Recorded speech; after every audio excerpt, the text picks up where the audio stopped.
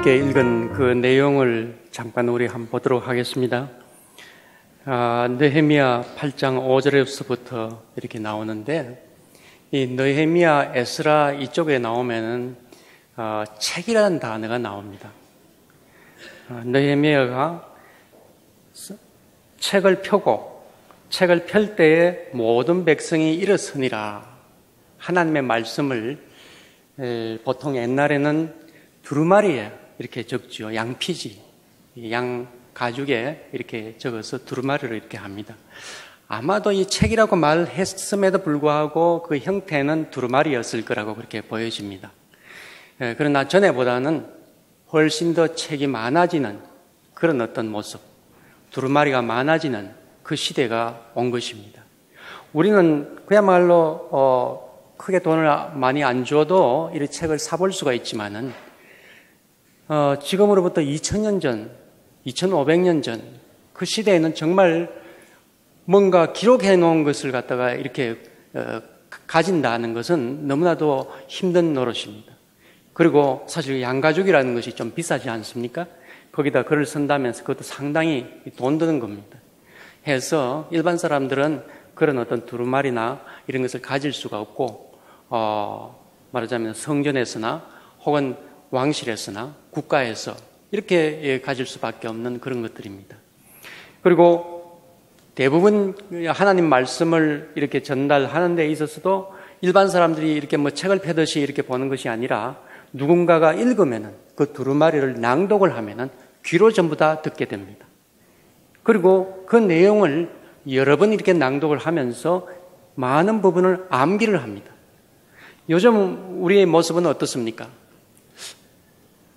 한 번은 제 전화번호가 머리가 잘 안 떠올라요. 휴대폰에 다 저장되어 있잖아요. 뭐도 다 저장되어 있으니까 암기할 필요가 없는 거예요. 그렇지만 옛날에는 그렇지가 않습니다. 모든 것을 다 암기해야 돼요. 해서 우리가 이 성경을 이렇게 읽지만은 우리는 사실 몇 절 이렇게 암기하기도 힘들잖아요. 옛날 분들은 정말 많이 암기해요. 그리고 그것을 줄줄 외우면서 그렇게 신앙생활 하신 분들도 참 많습니다.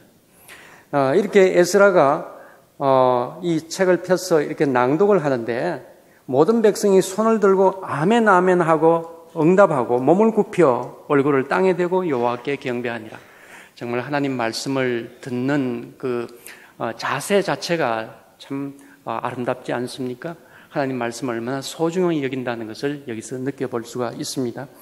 그런데 상당히 중요한 것은 8절에 가면요, 하나님의 율법책을 낭독하고 그 뜻을 해석하여 백성에게 그 낭독하는 것을 다 깨닫게 하니, 에스라가 낭독하는 것으로만 그치지 않고 옆에 있는 다른 분들이 일일이 그것을 설명을 해주고 해석을 해줘서 많은 사람들이 그 의미의 깊이를 깨닫게 해준다.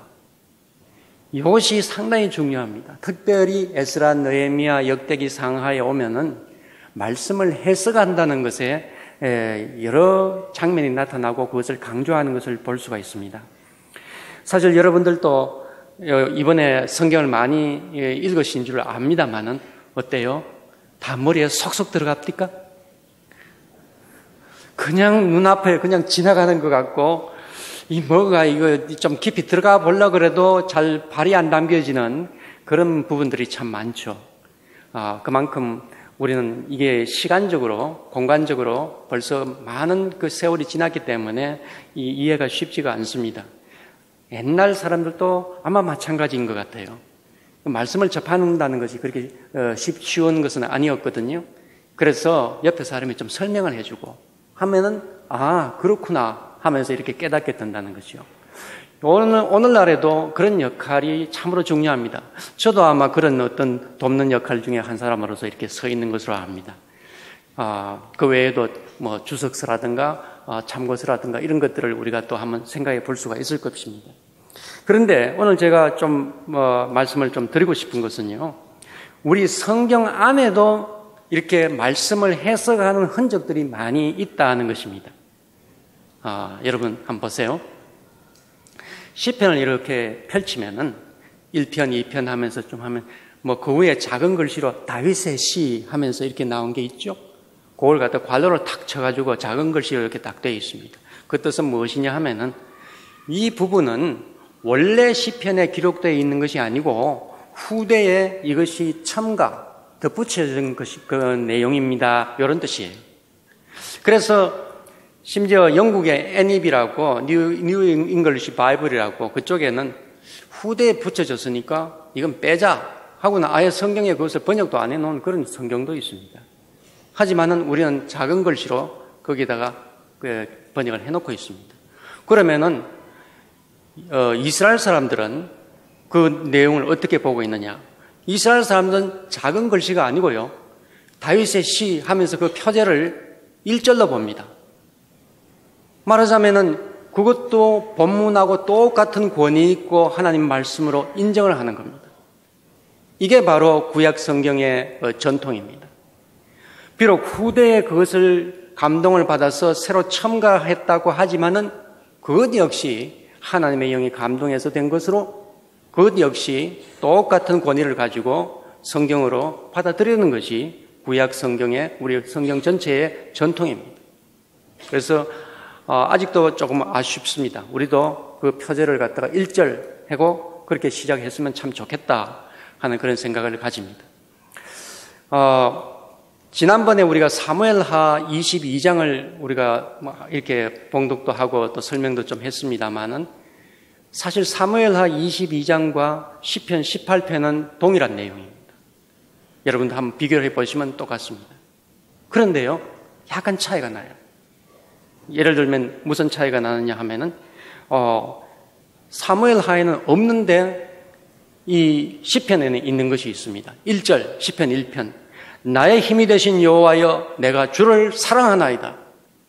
우리 많이 잘 알고 있는 내용이 구절이잖아요. 이것이 사무엘하에는 없고요, 시편에만 있습니다.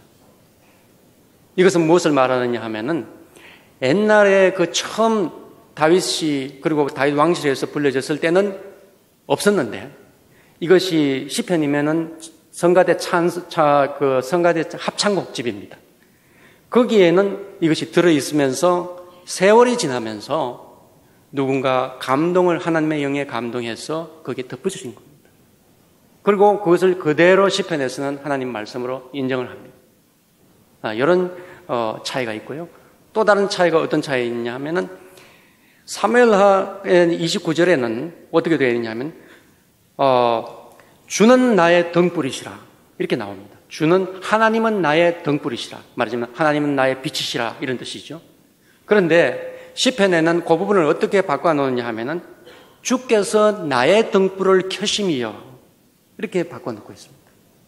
이 말은 뭐냐 하면은 내가 내 속에 등불이 있는데 기름도 준비하고 등도 준비를 했는데 하나님께서 불만 싹 찰칵 붙여주시면은 내가 등불이 되어가지고 환해지고 내 빛을 이렇게 빛을 내보낼 수 있게 된다. 이런 뜻입니다. 차이가 분명히 있죠. 주는 나의 등불이시라, 하나님은 나의 빛이시라 하는 거하고 내가 빛이 된다, 등불이 된다 하는 것 상당히 차이가 있습니다. 이것은 무엇을 말하느냐? 하나님께서 빛이심과 동시에 나도 빛이 될 수 있다. 그 다음에 예수님은 또 뭐라고 말씀하십니까? 마태복음 5장에 보면 너희들은 세상의 빛이라, 너희들은 세상의 소금이라 아주 단정적으로 그렇게 말씀을 하십니다. 하나님께서 찰칵 불을 붙여줘야 된다 이런 조건도 없습니다. 너희들은 빛이라, 태어날 때부터 빛이고 평생 빛이라 이렇게 이야기를 하십니다. 이 세 단계를 이렇게 보면은 분명히 차이가 있죠.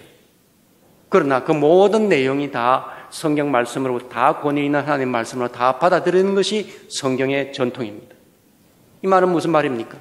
시대가 변하고 상황이 틀리고 각 개인의 삶이 달라질 때에 말씀을 다시 보고 해석을 하고 거기에 하나님의 영의 감동을 받아서 첨가를 하든 바꾸든 하는 것도 역시 하나님의 말씀으로 받아들이는 겁니다. 그렇다면 오늘 우리는 어떻게 해야 되겠는가? 오늘은 우리가 이 말씀을 읽으면서 2016년 5월 1일 오늘 오후 이 시간에는 우리는 우리 나름대로의 그 말씀을 해석하는 그런 노력과 그 시간이 있어야 된다는 거예요. 그리고 나의 말로 나는 이렇게 믿는다 하는 그런 고백도 있어야 된다는 것입니다. 그래야만 내가 내 생활에 그것을 적용을 할 수 있지 않겠습니까? 각자의 삶의 그 상황이 다 다른데 말입니다. 청년도 다르고 중년도 다르고 노인도 다르고 다 상황이 다른데 말입니다. 같은 말씀이라고 해서 그 말씀을 적용하는 것이 다 같지가 않습니다. 자기 나름대로 소화해서 자기 나름대로 신앙 고백을 하면서 나는 이렇게 살아야 되겠다 하면서 그렇게 적용해 나가는 과정이 바로 성경의 전통을 우리가 이어가는 그런 모습입니다. 한번 보십시오. 누가복음에는 이런 말씀이 있습니다. 가난한 사람은 복이 있도다. 이게 누가복음에 되어 있는 겁니다. 마태복음에 가보면 뭡니까? 심령이 가난한 자는 복이 있나니 이렇게 나옵니다. 분명히 예수님께서 백성들에게 말씀을 하실 때는 한마디로 말씀을 하셨을 텐데 왜 이렇게 달라졌는가? 아마도 예수님께서 말씀을 하실 때는 가난한 자가 복이 있다 이렇게 말씀을 하셨을 것 같아요. 워낙 가난한 사람들이 많았으니까 말입니다. 복음이 씌워졌던 누가의 공동체는 가난한 사람들이 많았어요. 그래서 말씀 그대로 가난한 자는 복이 있나니 천국이 저희 것이며 하면서 그렇게 메시지를 전합니다. 그래야 하나님 마음과 그 뜻이 제대로 전달이 됩니다. 그런데 이 마태 공동체에 있어가지고는 부자들이 많았어요. 가난한 사람은 행복하다, 복 있다. 뭔가 하나님 마음을 전달하는 데 있어서 뭔가 잘 소통이 안 되는 그런 느낌이 있죠. 그럴 때는 심령이 가난한 자가, 즉 비록 돈은 있고 부자이지만은 마음을 비우고 청지기의 심정으로 그 물질을 사용하는 사람들이야말로 복이 있다. 천국이 저희 것입니다. 이렇게 바꿔서 다시 해석해서 전할 때에 하나님 마음이 제대로 전달이 되는 겁니다. 이것이 바로 해석입니다. 성경에 뭐라고 되어 있습니까? 여자들은 잠잠하라. 여자들은 머리에 수건을 써라. 기록되어 있지 않습니까? 어째 머리에 수건 안 쓰십니까? 예. 저 가톨릭 성당에서는 지금도 머리에 수건 쓰고 있습니다. 여자분들은. 이것은 옛날에는 그렇게 했지만은 시대와 상황이 틀리지 않습니까? 우리는 그것을 해석을 해서 머리에 수건 쓰지 않고 우리가 함께 예배를 드리고 있는 것입니다. 오히려 오늘날에 있어서는 여성들이 좀 더 적극적으로 참여하고 중요한 역할을 해주기를 그렇게 기대하는 그러한 시대가 되었습니다. 이것이 바로 해석해서 우리가 적용하는 우리의 모습입니다. 이와 같이 오늘에도 우리의 말씀을 들으면서 읽으면서 각자 나름대로 해석을 하시기 바랍니다. 이 작업이 있어야 성경의 말씀이 살아납니다. 만약 이 과정이 없으면 성경은 더 이상 우리에게 아마 상관이 없고 저기 박물관에 가 있어야 됩니다. 얼마나 오래된 책입니까?